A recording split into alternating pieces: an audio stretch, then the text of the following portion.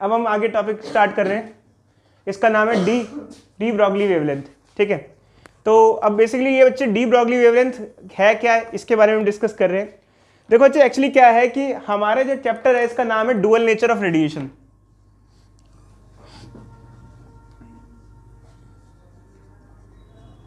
इसका मतलब ये है कि हम ये मानते हैं कि जो लाइट होती है इसके दोनों नेचर है। कौन कौन से नेचर है? वेव नेचर और पार्टिकल नेचर। कब लाइट वेव की तरह बिहेव करती है और कब पार्टिकल की तरह बिहेव करती है? जब लाइट ट्रेवल करती है कहीं पर आमतौर पे तो वेव की तरह बिहेव करती है, आमतौर पे ट्रेवल करती है।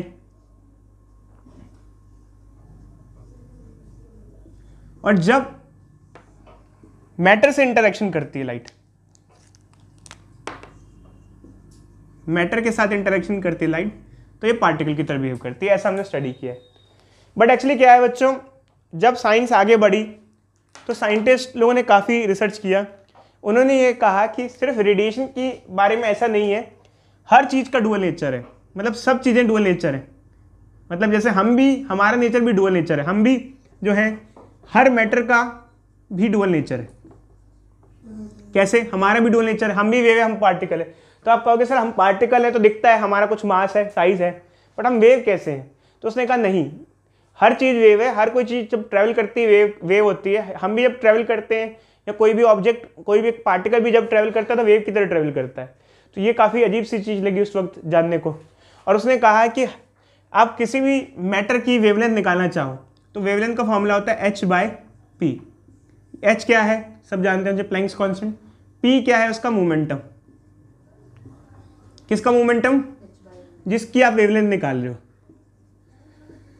तो लोगों को उस वक्त डाइजेस्ट नहीं हुआ, मतलब समझ में नहीं आया। लोगों ने कहा ये तो गलत बात है भाई, हम तो पार्टिकल हैं और हम वेव नहीं है। बट एक्चुअली क्या हुआ कि लोगों को इसलिए डाइजेस्ट नहीं हुआ क्योंकि लोगों को दिखता है कि हम चल रहे हैं, गाड़ी चल रही है तो वेव की तरह नहीं चल रही। तो उसने डी ब्रॉगली ने समझाया कि आमतौर पर ऑर्डिनरी लाइफ में हम जो चीज़ें देखते हैं उनका मोमेंटम काफ़ी ज़्यादा है, तो उनकी वेवलेंथ बहुत छोटी है। और छोटी वेवलेंथ हो तो दिखती नहीं है। बड़ी वेवलेंथ बड़ी सी हो ना तो यूं सांप की तरह दिखाई देती है, काफ़ी लंबी लंबी दिखाई देती है। छोटी वेवलेंथ दिखती नहीं है। तो छोटी वेवलेंथ ऐसे ऐसे हुई, मतलब बिल्कुल हल्की सी वाइब्रेशन होती है तो दिखता नहीं है उसमें ऐसी। तो उसने कहा कि चलो एक काम करते हैं, इलेक्ट्रॉन तो बहुत छोटा सा पार्टिकल है, मोमेंटम होता है मास इनटू वेलोसिटी। तो इलेक्ट्रॉन का मास बहुत कम है तो इलेक्ट्रॉन का मोमेंटम भी बहुत कम है। और अगर मोमेंटम कम होगा तो वेवलेंथ अच्छी खासी होगी, वेव की लंबाई अच्छी खासी होगी। तो वेव की लंबाई अच्छी खासी है तो वेव, बट ऐसे वेव लंबाई अच्छी है तो वेव प्रॉपरली वेव की तरह दिखेगा। तो इलेक्ट्रॉन पे एक्सपेरिमेंट करके देखा गया, तो सच में ऐसा पाया गया कि अगर इलेक्ट्रॉन को हम सीधा बॉम्बार्ड करते हैं, मतलब सीधा, जैसे हमको लगता है कि हमने इलेक्ट्रॉन को थ्रो कराया किसी टारगेट पे, ये टारगेट है, यहाँ से थ्रो कराया तो इलेक्ट्रॉन सीधा जा रहा है। तो ऐसा रिजल्ट सामने आया कि इलेक्ट्रॉन एक्चुअल में सीधा नहीं चलता, उसका पाथ थोड़ा सा ऐसा सही होता है, वेव की तरह ही होता है, मतलब वेव टाइप की ही चलता है। तो अब बाद में ये सही प्रूफ हो गया कि हम जिसको कहते हैं कि हर चीज़ का डुअल नेचर है, क्योंकि इलेक्ट्रॉन तो बहुत छोटा है तो इलेक्ट्रॉन का डुअल नेचर बाकायदा दिखता है। इलेक्ट्रॉन पार्टिकल है और इलेक्ट्रॉन जब चलता है, जब भी चलता है, जैसे भी चलता है वेव की तरह चलता है। तो इसका मतलब फिर क्या पूछा गया कि जो इलेक्ट्रॉन ऑर्बिट में जब चक्कर लगाता है तो भी वेव की तरह लगाता है, बिल्कुल। बाद में ये पाया गया कि जैसे मान लो इलेक्ट्रॉन है, जैसे मान लो कोई एटम है, उसमें इलेक्ट्रॉन चक्कर लगा रहा होता है ऐसे, लोग कहते हैं ऐसे चक्कर लगा रहे हैं, जो हम छोटी क्लास में पढ़ा है। इलेक्ट्रॉन ऐसे चक्कर नहीं लगा रहा होता, ऐसे ऐसे ऐसे ऐसे ऐसे ऐसे चक्कर लगा रहा होता है। समझ रहे बच्चे? सर मतलब इसके भी दो नेचर है। हाँ, अगर जब तक ये मोशन में है तो सबकी चीज़ की डुअल नेचर है। अब जब वो चलेगा, जैसे मान लो ये मार्कर, अगर मैंने मार्कर को यूँ किया तो मार्कर अगर यूँ चला तो इसका मतलब थोड़ा थोड़ा वेव की तरह भी चला, बट इसकी वेव हमें दिखाई नहीं दी क्योंकि उसका मोमेंटम बहुत ज़्यादा था। जो भी मैटर है, चाहे रेडिएशन है, उसकी वेवलेंथ निकालने का ये फॉर्मूला है, ऐसा डी ब्रॉगली ने बताया। तो देखो बच्चे, actually dual nature of radiation भी होता है और डुअल नेचर ऑफ मैटर भी होता है। हर चीज़ का डुअल नेचर है। कई लोग मानते हैं, कई लोग नहीं मानते, बट एक्चुअली क्या है बच्चे, ये सब ऐसे कंक्लूजन नहीं हुआ है। बहुत सारी स्टडी के बेसिस पे फाइनली डिसाइड हुआ है कि ऐसा मानना चाहिए। और खासकर ये बात थी कि पार्टिकल का वेव नेचर कोई मानता नहीं था, ऐसा इलेक्ट्रॉन की स्टडी की गई है।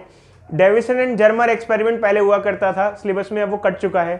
तो वो वो उसके बेसिस पे बच्चे हम ये बताते हैं यहाँ पर कि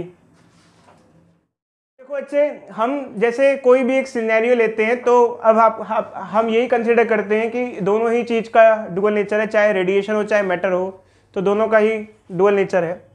अब अगर हमें वेवलेंथ निकालनी है तो फॉर्मूला h/p होता है, और क्या क्या फॉर्मूलेज हमें देखने को मिलते हैं यहाँ पर। तो अगर हम इसे थोड़ा सा सिंप्लीफाई करें तो हमको जो फॉर्मूलेज देखने को मिलते हैं यहाँ पर, wavelength is equal to h/p, momentum को मास इंटू वेलोसिटी लिख सकते हैं mv, इसको हम लोग h/√2mE लिख सकते हैं। अब यहाँ E कैसे आया, और ये E क्या है, E बच्चे है काइनेटिक एनर्जी। ये कैसे आया, अब क्वेश्चन ये राइज होता है, ये ऐसे आया बच्चों, एक्चुअली क्या होता है, relation between kinetic energy and momentum होता है p²/2m, तो इसको उधर ले आए तो p² क्या हो जाता है 2m काइनेटिक एनर्जी, और p क्या हो जाएगा √2me, तो ये p की जगह ये आ जाता है। तो ये कुछ एक्सप्रेशंस हैं, ये रिलेशंस हैं। अच्छा, इसके अलावा जैसे मान लो ये हम लोग यूज़ करते हैं, इसमें भी सब डिवाइड हो जाता है बच्चे, कई और भी फॉर्मूलेज भी यहाँ पे यूज़ होते हैं। थोड़ा सा मैं और आपको डिस्क्राइब करता हूँ। जैसे मान लो कोई एक चार्ज पार्टिकल है, उसको हम लोग कुछ पोटेंशियल डिफरेंस प्रोवाइड करें, तो उसको अगर हम पोटेंशियल डिफरेंस प्रोवाइड करेंगे तो वो काइनेटिक एनर्जी गेन करेगा, तो वो जो काइनेटिक एनर्जी गेन करेगा वो होगा QV, ये मैंने आपको पहले भी बताया था।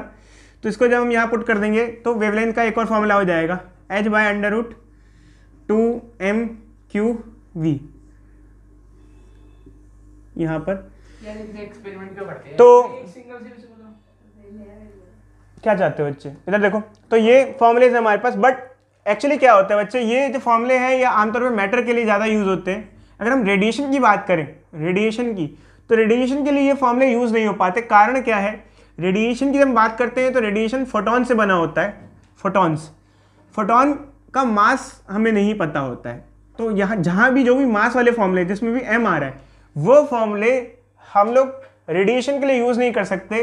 पार्टिकल्स जितने भी पार्टिकल्स हैं उनके लिए फॉर्मूले हम यूज़ कर लेते हैं। पार्टिकल जैसे मान लो इलेक्ट्रॉन चल रहा है, प्रोटॉन चल रहा है, अल्फा पार्टिकल चल रहा है, जब ट्रैवल कर रहा है, तो उसके लिए हम वेवलेंथ निकालने के लिए फॉर्मूले यूज़ कर सकते हैं। बट अगर हमसे कोई कहे कि रेडिएशन ट्रैवल कर रहा है, उसकी वेवलेंथ निकालो, तो उसके लिए हम रेडिएशन के लिए h/p यूज़ कर सकते हैं, क्योंकि हमें रेडिएशन का मोमेंटम पता होता है। बट बाकी मास वाले फॉर्मूले यूज़ नहीं कर सकते क्योंकि हमें मास की नॉलेज नहीं होती। बट इसके लिए हम फिर अलग अलग फॉर्मूले और भी बना सकते हैं। जैसे हमने रेडिएशन के लिए पढ़ रखा है वेवलेंथ इंटू फ्रीक्वेंसी क्या होता है, स्पीड ऑफ लाइट। तो वेवलेंथ क्या आ जाएगा, speed of light by frequency, नीचे आ जाएगा, तो c/ν आ जाएगा। और ये भी पढ़ रखा है एनर्जी ऑफ रेडिएशन क्या होता है, hc/λ। कर रहा हूँ, हमारे पास टाइम सफिशिएंट नहीं है। इधर देखो बोर्ड पे, तो हमारे पास एक क्वेश्चन दिया हुआ है कि एक प्रोटॉन है और एक अल्फा पार्टिकल है, दोनों की डी ब्रॉगली वेवलेंथ सेम है, और दोनों का एक्सेलरेटिंग पोटेंशियल का क्या रेशियो होगा। एक्चुअली क्या है, डी ब्रॉगली वेवलेंथ और एक्सेलरेटिंग पोटेंशियल के बारे में बात किया गया है, तो फॉर्मूला भी हम लोग फिर उसी टाइप का यूज़ करेंगे, 2mQV। V is accelerating potential या पोटेंशियल डिफरेंस कह सकते हैं इसको। तो अल्फा पार्टिकल के लिए हमारे प्रोटॉन के लिए पहले इक्वेशन ही हो जाएगी, mass of proton, charge of proton और potential difference provided to proton. Alpha particle के लिए h, mass of alpha, charge of alpha, potential difference provided to alpha. Sir proton के लिए ये वाला क्यों लगाओगे? क्या चाहते हो? रेडिएशन के लिए वाला प्रोटॉन लिखा है, फोटॉन लिखा है ऊपर, प्रोटॉन लिखा है। ये क्या लिखा है अच्छे? ठीक है। प्रोटॉन फोटॉन में क्या फर्क होता है? यहाँ समझ ये लिखा है फोटॉन, ये लिखा है प्रोटॉन, ढंग से ध्यान रखो अच्छे। इधर देखो अच्छे, वेवलेंथ 2, मास ऑफ प्रोटॉन को क्या कहेंगे, m ले लेंगे, ये 1 u होता है।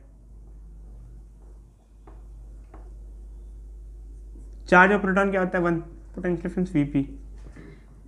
अल्फा, मास ऑफ अल्फा होता है 4u। कब बताया, पहले बता रखा है, अब नहीं बताएंगे, 4th चैप्टर में बताया था, जाके वीडियो देखो अच्छे। कंपैरिजन तब कराया था। चार्ज ऑफ तब जब रेडियस बताया था, r = mv/qb, radius of circular path में बताया था हमने आपको। न्यूट्रॉन, अल्फा पार्टिकल और प्रोटॉन के बारे में डिस्कशन किया था हमने, ठीक है। Charge of alpha particle is 2e V alpha. अब बच्चे ये आ गया तो हमको क्या निकालना है, हम क्योंकि दोनों की वेवलेंथ बराबर है, ऐसा क्वेश्चन में दिया हुआ है कि डी ब्रॉगली वेवलेंथ सेम है, तो इसे इक्वेट करा देते हैं। इक्वेट करा देते हैं, ये क्या हो जाएगा 2Vp, ये क्या हो जाएगा 4 2 8 16 वी अल्फा, ये कट जाएगा अच्छे, रूट हटा दो दोनों side, 2Vp 16 V alpha proton, इसको इधर ले आते हैं, इसको इधर ले आते हैं, Vp बाई वी अल्फा कितना आ जाएगा बच्चे बोलो 8/8। एलोरी का यही आया आपका अच्छे आंसर, बोलो शाबाश बच्चे, चलो वेरी गुड, यही। देखो बच्चों, इसके बाद हमें नेक्स्ट पार्ट दे रखा है कि उनकी स्पीड का क्या रेशियो होगा अगर वेवलेंथ बराबर है। अगर सेकंड पार्ट हमें करना है तो फॉर्मूला हम यूज़ करेंगे h/mv, ये हमारे लिए हो जाएगा प्रोटॉन के लिए और ये हमारे लिए अल्फा पार्टिकल के लिए हो जाएगा। जो फॉर्मूला हमें यूज़ करना है हम वही यूज़ करेंगे, ध्यान रखना जिस तरीके से हमें दिया हुआ है। तो मास ऑफ प्रोटॉन हो जाएगा 1u Vp हो जाएगा, वेलोसिटी ध्यान रखना है, मास ऑफ अल्फा कितना हो जाएगा 4u वी अल्फा। ये दोनों बराबर है, वेवलेंथ बराबर दे रखी है। अगर वेवलेंथ बराबर दी हुई है तो ये क्या हो जाएगा h/Vp h/4 वी अल्फा। किसका रेशियो निकालना है Vp बाई वी अल्फा ना, यस सर, ये कट जाएगा अच्छे, इसको इधर भेज दो, इसको इधर भेज दो, Vp by V alpha will be equal to 4/1, ये आ जाएगा अच्छे, इस तरीके से रिजल्ट आ जाएगा। बच्चे हमारे पास अब नेक्स्ट क्वेश्चन है, एक इलेक्ट्रॉन है और एक फोटॉन है, दोनों की वेवलेंथ 1 नैनोमीटर है, दोनों का मोमेंटम मतलब मोमेंटम पूछा है। अच्छा कोई बच्चा बताएगा मोमेंटा और मोमेंटम में क्या फर्क है, मोमेंटा क्यों यूज किया गया है, momenta, what is momenta? Sir जब रेडिएशन की बात करते हैं तो मोमेंटा लिखते हैं, और जब देखो जो सिंगुलर और प्लूरल फर्क है, मोमेंटम एक का मोमेंटम, दोनों का मोमेंटम पूछा तो मतलब मोमेंटा, कोई नहीं बच्चे होता है, ठीक है। सर ये तो पता था सर, देखो बच्चे अब क्वेश्चन में इलेक्ट्रॉन और फोटोन है, ठीक है। देखो बच्चे इधर देखो मोमेंटम पूछा हुआ है, क्या फॉर्मूला लगाएंगे, lambda is equal to h/p। क्या दोनों के लिए सेम, देखो क्योंकि दोनों की वेवलेंथ सेम है, क्या दोनों का मोमेंटम सेम आएगा? देखो बच्चे ये फॉर्मूला तो सभी के लिए सेम हो सकता है, सेम आएगी दोनों। इसको इंटरचेंज करोगे मोमेंटम क्या हो जाएगा h/λ। तो h क्या होता है प्लैंक्स कांस्टेंट 6.6 इंटू 10 की पावर माइनस 34, और वेवलेंथ कितना हो जाएगा, वेवलेंथ कितना दी 1 नैनोमीटर, 1 इंटू 10 की पावर माइनस नैनो कितना होता है 9, और you suitable unit kilogram metre per second, ये आ जाएगा। काइनेटिक एनर्जी ऑफ फोटोन, ध्यान रखना बच्चे काइनेटिक एनर्जी को किसके बारे में पूछा हुआ है, फोटोन। एक मिनट रुक जाओ, एक मिनट चेक कर लेता हूँ बच्चे, कुछ मिस्टेक तो नहीं, काइनेटिक एनर्जी ऑफ प्रोटॉन पूछा है फोटोन पूछा है, एक बार मैं चेक कर लेता हूँ। Sir kinetic energy of photon भी और इलेक्ट्रॉन भी है, सर प्रोटॉन तो है नहीं क्वेश्चन में, फोटोन हाँ ठीक है अच्छे, काइनेटिक एनर्जी ऑफ फोटोन, एक मिनट अच्छे, एनर्जी ऑफ फोटोन कर लेते हैं बच्चे इसको, एनर्जी ऑफ फोटोन और एनर्जी ऑफ इलेक्ट्रॉन। अगर फोटोन की एनर्जी चाहिए तो क्या फॉर्मूला यूज कर सकते हैं बच्चे, हमने फोटोन के लिए क्या क्या फॉर्मूले दिए थे आपको, बोलो lambda is equal to h/p, और बताओ h/mv, और फोटोन के रेडिएशन के लिए ये नहीं दिया था, रेडिएशन का मास नहीं, खाली c/λ, भाई भाई खाली c/λ। सर hc/ev है और c/μv है। हाँ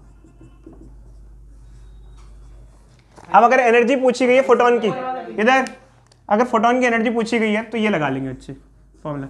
वेवलेंथ हमको पता है, क्वेश्चन में दिया हुआ है, प्लैंक्स कांस्टेंट पता है, स्पीड ऑफ लाइट पता है, एनर्जी ऑफ फोटोन आ जाएगा। बट ध्यान रखना फोटोन के लिए अलग फॉर्मूला यूज होगा, ध्यान रखना बच्चे, मैंने बताया आपको पहले से ही, फोटोन की एनर्जी के लिए अलग फॉर्मूला यूज होगा। अगर हमसे क्या पूछा हुआ है, एनर्जी ऑफ फोटोन, ठीक है।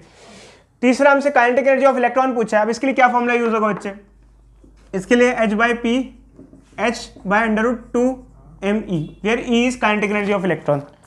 तो क्या क्या वैल्यूज पुट करनी है, वेवलेंथ पुट करनी है, प्लैंक्स कांस्टेंट पुट करना है, मास ऑफ इलेक्ट्रॉन पुट करना है, ई आ जाएगा। तो ये बच्चे आप सिंप्लीफाई कर लेना सिंपली, बट ध्यान रखना इस क्वेश्चन का ना मायने क्या है, ध्यान रखना फोटोन के लिए यही एनर्जी पूछी है तो अलग फॉर्मूला यूज होगा और इलेक्ट्रॉन के लिए अलग होगा। देखो बच्चे हम आगे कंटिन्यू करते हैं। तो लास्ट क्लास में हम लोग बेसिकली डी ब्रॉगली वेवलेंथ के बारे में पढ़ रहे थे, अब हम इसे आगे कंटिन्यू कर रहे हैं। तो बेसिकली आज जो पार्ट है वो क्या है, देखो बच्चे आज जो पार्ट है वो डी ब्रॉगली वेवलेंथ वाला ही है। हमने लास्ट क्लास में कुछ फॉर्मूलेस देखे थे, उसी बेसिस पे हम आगे चीज़ें पढ़ने वाले हैं।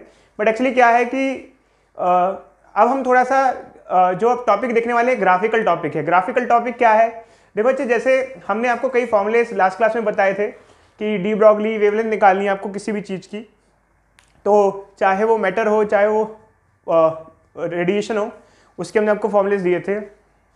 तो मैटर की जब हम बात करते हैं तो उसकी वेवलेंथ का ये फॉर्मूला हम लोग ज़्यादातर यूज़ करते हैं। कई बार ये फॉर्मूला कब यूज़ होता है, जब हम लोगों को ये दिया जाए कि कोई चार्ज पार्टिकल है, क्यू चार्ज है, अगर उसको v पोटेंशियल डिफरेंस से एक्सेलरेट कराया जा रहा है, अगर कोई चार्ज पार्टिकल q है उसको v पोटेंशियल डिफरेंस से एक्सेलरेट कराया जा रहा है तो उस टाइम पे उसकी वेवलेंथ ये होगी, ये हमारा फॉर्मूला होता है। तो ऐसे सिनेरियो में मतलब ग्राफ अगर हमें ड्रॉ करना हो किस किस के बीच का, एग्जामिनेशन में आता है लैम्डा वर्सेस 1/√v का, ये ग्राफ एग्जामिनेशन में पूछा जाता है। हम लोग इसलिए पढ़ रहे हैं क्योंकि ऐसा क्वेश्चन हमें एग्जामिनेशन में पूछे जाते हैं। तो इसका ग्राफ किस नेचर का बनेगा, कैसा बनेगा, एक बार देखते हैं बच्चों। तो अगर इसका ग्राफ ड्रॉ करने को आ रहा है तो एक काम करते हैं बच्चे, इसको थोड़ा सा सिंप्लीफाई कर लेते हैं इस इक्वेशन को, ये ऐसे लिख लेते हैं। कोई बच्चे को, किसी बच्चे को डाउट, कोई प्रॉब्लम, ऐसे लिखने में कोई प्रॉब्लम तो नहीं है? इसको मैंने रीअरेंज किया, इसी इक्वेशन को ऐसे इस तरीके से लिख दिया, कुछ नहीं किया बच्चों, बस मैंने 1/√v को अलग लिख दिया। मल्टीप्लिकेशन में है तो मैं लिख सकता हूँ, कोई बड़ी बात नहीं है, ठीक है। अब मैंने इसको ऐसा क्यों लिखा, क्योंकि एक्चुअली मुझे ग्राफ चाहिए। देखो बच्चे अगर आप ग्राफ देखो तो ये y है, ये क्या है x है, और ये क्या हो जाएगा, पूरा का पूरा स्लोप हो जाएगा। तो एक्चुअल में अगर हम लैम्डा और 1/√v का ग्राफ प्लॉट करें तो ये हमको स्ट्रेट लाइन दिखता है, स्ट्रेट लाइन नेचर का दिखता है, ऐसा ग्राफ आता है इसका। किस किस का ग्राफ बच्चे, लैम्डा और 1/√v का ग्राफ। इसके अंदर √v का ग्राफ स्ट्रेट लाइन का नेचर का होता है। बस ये है कि स्लोप हर पार्टिकल के लिए और हर केसेस में अलग अलग देखने को मिलेगा। ये जो होता है बच्चे स्लोप होता है। तो इस ग्राफ का जो स्लोप है, मतलब जो वेवलेंथ और 1/√v का जो ग्राफ है, इसका जो स्लोप है हमारे पास, जो कि ये स्लोप है, तो स्लोप जो होगा वो इन पैरामीटर्स पे डिपेंड करता है बच्चों, इन पैरामीटर्स पे स्लोप इस ग्राफ का डिपेंड करता है। तो अब हमारे पास एग्जामिनेशन में इससे किस तरीके के क्वेश्चंस देखने को मिलते हैं बच्चों, मैं अभी आपको बताता हूँ। तो ये आप लोग लिख लो, मैं क्वेश्चन लिख देता हूँ, उसके बाद आप लोग चेक कर लेना। देखो बच्चे, हम ये फॉर्मूला किस सिनेरियो में यूज़ करते हैं मैं आपको एक दोबारा बता देता हूँ। देखो बच्चे, ये फॉर्मूला इस सिनेरियो में यूज़ होता है कि मान लो एक चार्ज पार्टिकल सिंगल था, दूर दूर तक उसका कोई चार्ज नहीं रखा हुआ था। जब उसके आसपास चार्ज नहीं था तो ये रेस्ट पे था। अगर ये रेस्ट पे रहेगा तो ये, अगर रेस्ट पे रहेगा तो मोशन में एक्चुअली नहीं है तो चलेगा ही नहीं, तो कोई वेवलेंथ वगैरह कुछ होगी नहीं। बट मान लो इसके सामने हमने एक नेगेटिव चार्ज शीट ला के रख दी तो ये अट्रैक्शन के चक्कर में भागेगा। जब भागेगा तो कुछ काइनेटिक एनर्जी गेन करेगा और कुछ वेलोसिटी गेन करेगा। चलेगा तो कैसे चलेगा, सीधा नहीं चलेगा, कैसे चलेगा, वेव की तरह, क्योंकि इसका नाम ही है डुअल नेचर ऑफ रेडिएशन है। डुअल नेचर ऑफ रेडिएशन तो है ही है, अभी हमने बताया डी ब्रॉगली ये कहता है कि रेडिएशन का डुअल नेचर तो है ही है, साथ में मैटर का भी डुअल नेचर है। तो ये चार्ज पार्टिकल कुछ भी हो सकता है, जैसे मान लो इलेक्ट्रॉन हो गया या कोई चार्ज पार्टिकल है, सॉरी पॉजिटिव चार्ज पार्टिकल है, मान लो जैसे प्रोटॉन हो गया या कोई भी हो गया, तो ये भाग रहा है। तो ये भागेगा, जब भागेगा चलेगा तो कैसे चलेगा, वेव की तरह चलेगा। अब जब ये वेव की तरह चलेगा तो हमें इसकी क्या निकालनी है, वेवलेंथ। वेवलेंथ क्या होता है, ये वेव की जो लंबाई होती है बच्चे, इसे कहते हैं वेवलेंथ, ये हमें निकालनी है। और इस वेवलेंथ का ये फॉर्मूला, ठीक है। तो अब इस फॉर्मूले में क्या क्या चीज़ें कहाँ कहाँ कैसे कैसे पुट करनी होती है। देखो बच्चे, h तो प्लैंक्स कांस्टेंट हो जाता है, तो कांस्टेंट है। 2 तो 2 हो गया। m जो है इस चार्ज का मास हो गया, जो भी चार्ज होगा, चाहे प्रोटॉन होगा, चाहे न्यूट्रॉन होगा, या जो भी टाइप का चार्ज पार्टिकल होगा। q इसका चार्ज होगा, जो भी चार्ज हो, प्रोटॉन हो या जो भी पार्टिकल हो, उसका उस हिसाब से उसका चार्ज हो जाएगा। और v उसको क्या पोटेंशियल डिफरेंस दिया हुआ है। जैसे मान लो हमने शीट रखी तो इसके सामने इस शीट के चक्कर में अट्रैक्शन में आ गया। एक तरीके से हम कह सकते हैं कि शीट रखने का मतलब हमने पोटेंशियल डिफरेंस प्रोवाइड किया। मतलब यहाँ कुछ और पोटेंशियल है और इस पॉइंट पे कोई और पोटेंशियल है। कोई भी चीज़ का मोशन यहाँ पर, कोई भी चार्ज का मोशन पोटेंशियल डिफरेंस की वजह से होता है। अब जैसे मान लो ये मार्कर है, ये ऊपर से नीचे आ रहा है क्योंकि हाइट का डिफरेंस है। किसका डिफरेंस है? हाइट का। समझ में आ रहा है? अपने आप मार्कर सेम हाइट पे चले जाएगा, सेम हाइट पे कोई चीज़ मूव नहीं करती जब तक हाइट का डिफरेंस ना हो। तो यहाँ पोटेंशियल का डिफरेंस है 2 पॉइंट्स में, इस वजह से भागेगा। तो v क्या हो गया यहाँ पर? पोटेंशियल डिफरेंस इन दोनों पॉइंट्स में, मतलब 2 पॉइंट्स के बीच का पोटेंशियल डिफरेंस हो गया। ठीक है, तो ये हमारा ये पूरा फॉर्मूला है हमारा इस सिनेरियो में। ये जो हमने दिया है, ये आपको फॉर्मूला दिया है इस सिनेरियो में। अब यहाँ पर क्या है, जैसे हम ग्राफ की बात कर रहे हैं, तो मान लो किसी सिनेरियो में हमारे पास तीन चार्ज पार्टिकल्स हैं, प्रोटॉन, न्यूट्रॉन और ट्रिटॉन। अब ये प्रोटॉन, न्यूट्रॉन, ट्रिटॉन क्या होता है? हाइड्रोजन के 3 आइसोटोप्स होते हैं, प्रोटियम, ड्यूट्रियम और ट्रिटियम। अगर इनके आयनाइज्ड फॉर्म की बात की जाए तो प्रोटॉन, न्यूट्रॉन और ट्रिटॉन हो जाता है। कैसे होता है? अच्छा, इसका थोड़ा फिगर भी देख लो, स्ट्रक्चर भी देख लो, इसका स्ट्रक्चर देख लो। अब कई बच्चों को ये भी मालूम नहीं होता है भाई। देखो, प्रोटॉन सिर्फ P होता है क्योंकि उसका इलेक्ट्रॉन छोड़कर उसको भाग गया है। उसके साथ इलेक्ट्रॉन हुआ करता था, इलेक्ट्रॉन उसको भाग गया है, छोड़ के भाग गया है, तो क्या बन गया? H+ बन गया और 1 1 हो गया। 1 मतलब कि एटॉमिक नंबर भी 1 है और मास नंबर भी 1 है। अब इसके अलावा क्या है? ये हो गया प्रोटॉन। कोई बच्चा बताएगा ड्यूट्रॉन कैसा दिखेगा? ड्यूट्रॉन में क्या होगा? ड्यूट्रॉन में प्रोटॉन तो होगा ही होगा, साथ में एक न्यूट्रॉन एक्स्ट्रा होगा, उसका भी इलेक्ट्रॉन उसको छोड़ के भाग गया तो वो भी आयनाइज हो गया, बट उसका मास नंबर 2 हो जाएगा और एटॉमिक नंबर 1 हो जाएगा। मास नंबर 2 कैसे हो जाएगा? प्रोटॉन्स प्लस न्यूट्रॉन्स की संख्या को क्या कहते हैं? मास नंबर कहते हैं। तो उसमें एक प्रोटॉन हो गया और एक न्यूट्रॉन हो गया। बट एटॉमिक नंबर क्या होता है? नंबर ऑफ प्रोटॉन्स होता है, कितने प्रोटॉन्स होते हैं उसे एटॉमिक नंबर कहते हैं हम लोग। ठीक है, तीसरा बच्चों हमारा सिनेरियो है ट्रिटॉन, मतलब उसके अंदर प्रोटॉन तो एक ही रहेगा, प्रोटॉन तो एक ही होगा, बट न्यूट्रॉन की संख्या कितनी होगी? 2 न्यूट्रॉन की संख्या होगी और इसका इलेक्ट्रॉन भी इसको छोड़ के भाग गया, तो ये भी पॉजिटिव चार्ज आयन बन गया, बट इसका मास नंबर 3 है और एटॉमिक नंबर 1 है। तो अगर तीनों को ही हम सेम पोटेंशियल डिफरेंस दें, मतलब या फिर कुछ पोटेंशियल डिफरेंस दें, और तीनों ही जब भाग रहे हो, तीनों चार्ज पार्टिकल एक जगह, एक बार ये रखा, एक बार दूसरी बार ये रखा, तो एक्चुअली क्या है, तीनों सेम तरीके से भागेंगे या अलग अलग तरीके से भागेंगे? सिर्फ मुझे इतना आंसर दो, क्या इनकी वेवलेंथ वगैरह सब कुछ सेम रहेगा या डिफरेंट रहेगा चीजें? अलग अलग होगी। किस ब्याह पे अलग होगी? आप कैसे कह सकते हो? भाई मास अलग है। देखो अच्छे, भले ही आप कहो, कह सकते हो, देखो क्या इनका चार्ज सेम है? क्या इनका चार्ज सेम है? देखो अच्छे, तीनों पे एक प्रोटॉन और एक प्रोटॉन, मतलब तीनों पे चार्ज तो तीनों पे सेम है, बट मास तीनों का क्या है? अलग अलग है। अगर मास तीनों का अलग अलग है तो मास अलग अलग है, ऑब्वियस सी बात है, तो जो वेव बनेगी, वेवलेंथ बनेगी, मास अलग अलग होने से वेव की लंबाई सबकी सेम नहीं होगी। समझ में आ रहा है? अब तीनों अलग तरीके, अगर किसी की वेव की लंबाई ज़्यादा है, किसी की छोटी होगी या जो भी होगी, तो हम बस ये कह रहे हैं, जैसे ग्राफ बनाया हमने इन तीनों का, इसका किसका लैम्डा वर्सेस 1/√v का, तो कौन से में किसका ग्राफ होगा? जैसे ऊपर वाली होगी HB, ठीक है, तो देखो अच्छा, अब आप कहोगे सर हमें कैसे पता चले? देखो अच्छा, ग्राफ में 3 लाइन हमने ड्रॉ कर दी सीधी सीधी, और हमने आपको बताया कि लैम्डा और 1/√v का ग्राफ कैसा आता है? स्ट्रेट लाइन आता है। ये हमने आपको पहले ही बता दिया है, किसका ग्राफ कैसा होता है? स्ट्रेट लाइन होता है, स्ट्रेट लाइन ग्राफ होता है। अब इसके अंदर क्या होता है कि ग्राफ तो सभी का स्ट्रेट लाइन होगा, चाहे इसका हो चाहे इसका हो, बट स्लोप सबका अलग अलग होगा, क्योंकि स्लोप क्या होता है बच्चे? ग्राफ का स्लोप क्या होता है? ये होता है। तो यहाँ पर स्लोप अलग अलग क्यों होगा? देखो बच्चे, h तो कांस्टेंट है, 2 भी कांस्टेंट है, चार्ज तीनों का सेम है। चार्ज तीनों का सेम क्यों है? क्योंकि तीनों में एक ही एक पॉजिटिव चार्ज है, एक ही एक प्रोटॉन है, बट मास तीनों का क्या है? अलग अलग है। इसका मास कितना होगा बच्चे? इसका मास है 1u, इसका मास क्या है? 2u, इसका मास क्या है? 3u। तो अब देखते हैं बच्चे, अगर जिसका मास ज्यादा होगा उसका स्लोप क्या होगा? जिसका मास ज्यादा होगा उसका स्लोप क्या होगा? कम होगा, क्योंकि ये इन्वर्सली है, मास नीचे है और स्लोप ऊपर है। उधर तो आपने वो बोली है डायरेक्टली, यार आप रुको, 1/v है बच्चे, इधर देखो, वही तो मैं नहीं कर रहा बच्चे, इधर देखो। तो जिसका मास ज्यादा होगा उसका स्लोप क्या होगा? कम होगा। तो सबसे ज्यादा मास इसमें से किसका है? सबसे ज्यादा मास इसमें इसका है, तो सबसे कम स्लोप किसका होगा? इसका होगा। अब इसमें सबसे कम स्लोप किसका है बताना? इसका सबसे नीचे वाले का, सबसे देखो, सबसे खड़ी हुई लाइन का स्लोप सबसे ज्यादा होता है, और मतलब रिलेटिव लाइन का स्लोप सबसे कम होता है। तो सबसे जो कम स्लोप है वो इसका है, क्योंकि मास इसका ज़्यादा है, तो ये हो जाएगा ये 3h1, और ऑब्वियस बात है 2h1 हो जाएगा और ये 1h1 हो जाएगा। इस बेसिस पे, मास के बेसिस पे हमने डिसाइड कर लिया बच्चे। चल हमारे पास 1/v की।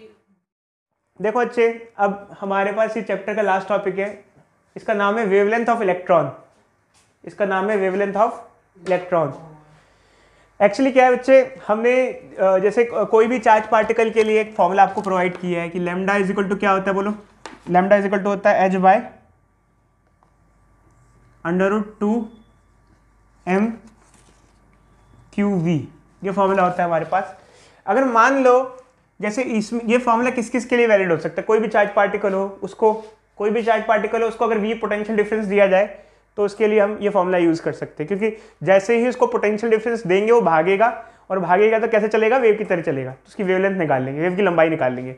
बट मान लो अगर वो चार्ज पार्टिकल स्पेसिफिकली इलेक्ट्रॉन है, कैसा है, इलेक्ट्रॉन। मैं अब आप कहोगे सर इलेक्ट्रॉन की खास बात करनी क्यों जरूरी है, क्या आप और किसी चार्ज पार्टिकल की बात क्यों नहीं करना चाहते हो? यहाँ पर कोई बच्चा बताएगा मैं इलेक्ट्रॉन का डिस्कशन ज़्यादा क्यों कर रहा हूँ, क्या क्या कारण है इलेक्ट्रॉन स्पेसिफिक मेरे लिए बहुत इंपॉर्टेंट है, और कोई चीज़ क्यों नहीं मैं डिस्कशन कर रहा इसके बारे में? मैं इलेक्ट्रॉन का डिस्कशन स्पेसिफिकली इसलिए कर रहा हूँ क्योंकि इलेक्ट्रॉन एक ऐसा पार्टिकल होता है जिसका सबसे कम मास होता है, सबसे छोटा पार्टिकल इलेक्ट्रॉन है हमारे पास, तो उसकी वेवलेंथ काफ़ी ठीक ठाक देखने को मिलती है। बाकी जो पार्टिकल्स होते हैं बड़े होते हैं, उनकी वेवलेंथ कम होती है, तो उसको हम प्रॉपरली वेव नेचर की तरह नहीं देख पाते हैं। अगर हम इलेक्ट्रॉन की स्टडी कर रहे हैं तो इलेक्ट्रॉन वेव नेचर अच्छा खासा शो करता है। बाकी आप रियल लाइफ में कोई भी चीज़ देखो, आप बॉल को फेंकोगे तो बॉल आपको वेव की तरह नहीं दिखेगी, करीब करीब सीधी सीधी दिखेगी। तो अगर हम इलेक्ट्रॉन के लिए सारी वैल्यूज पुट कर दें, क्या क्या, जैसे Planck's constant, mass of electron, charge of electron, क्योंकि इलेक्ट्रॉन के लिए तो मोस्टली चीज़ें फिक्स्ड है, तो सारी चीज़ें अगर हम पुट कर दें तो ये हमारी वैल्यू आ जाती है 1.227/√v नैनोमीटर। ये फॉर्मूला आ जाता है। कुछ हद तक ही रटना पड़ेगा बच्चे हमको, क्योंकि इसमें सिंप्लीफिकेशन तो करने के बाद हमने रिजल्ट लिखा है। तो ये फॉर्मूला क्या है, अगर हम किसी इलेक्ट्रॉन को, कोई हमारे पास इलेक्ट्रॉन है, उसको हम v पोटेंशियल डिफरेंस दे रहे हैं, पोटेंशियल डिफरेंस जब हम देंगे मतलब उसके सामने अगर कोई पॉजिटिव प्लेट रखेंगे, जब वो भागेगा तो जब ऐसे चलेगा वेव की तरह, तो उसकी वेवलेंथ क्या होगी उस टाइम पर, ये उसका फॉर्मूला है। जैसे कोई छोटा सा क्वेश्चन है, मान लो एक इलेक्ट्रॉन है, हमने उसको 100 वोल्ट का पोटेंशियल डिफरेंस दिया है, बताओ ऐसे केस में उसकी वेवलेंथ क्या होगी। तो ऐसे केस में हम क्या करेंगे, पोटेंशियल डिफरेंस की जगह क्या पुट कर देंगे, यहाँ 100 पुट कर देंगे और सीधे सीधा आंसर बता देंगे। तो ये बच्चे हमारा आंसर है।